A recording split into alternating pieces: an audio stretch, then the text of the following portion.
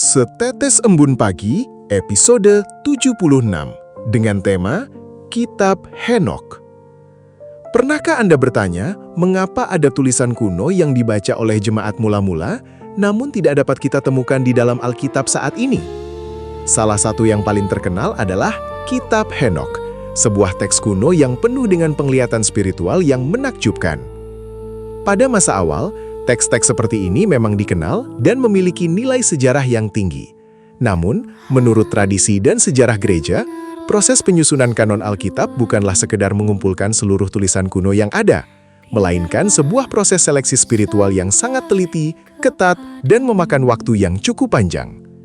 Pada waktu bangsa Yahudi akhirnya menetapkan kitab-kitab resmi Perjanjian Lama, Tanakh, tetapi kitab Henokh tidak termasuk di dalamnya. Karena gereja mula-mula banyak memakai kanon Yahudi sebagai dasar Perjanjian Lama, kitab ini juga tidak diterima oleh mayoritas gereja. Berdasarkan catatan sejarah agama, kitab-kitab yang dimasukkan ke dalam kanon utama harus memenuhi kriteria khusus yang sangat ketat. Kriteria tersebut meliputi otoritas ilahi yang sangat jelas, kebenaran teologis yang selaras dengan ajaran utama, serta penerimaan secara universal dan konsisten oleh jemaat di berbagai penjuru dunia.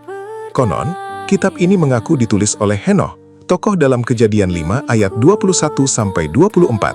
Tetapi para ahli menyalin kitab itu ditulis jauh sesudah zaman Henokh, sekitar 200-100 SM.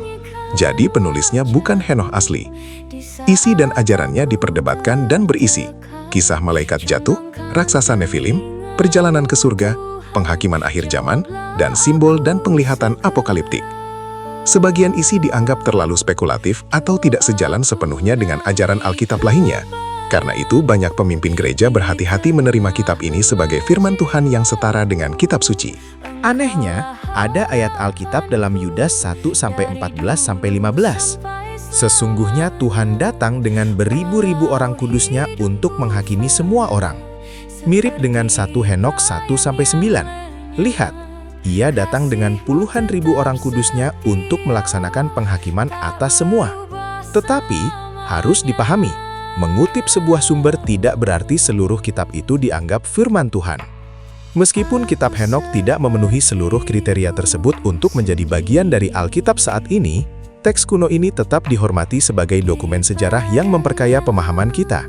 Hal ini mengingatkan kita akan kebijaksanaan luar biasa dari masa lalu dalam menjaga kemurnian dan fondasi ajaran iman yang kokoh hingga generasi sekarang. Pelajaran hari ini. 1. Tidak semua tulisan rohani otomatis menjadi firman Tuhan. 2. Umat Tuhan perlu membedakan antara inspirasi rohani dan otoritas kitab suci. 3. Pusat iman Kristen tetap pada wahyu yang diakui Alkitab. Bagaimana pendapat Anda? Tuhan Yesus memberkati. Selama-lamanya kasihanilah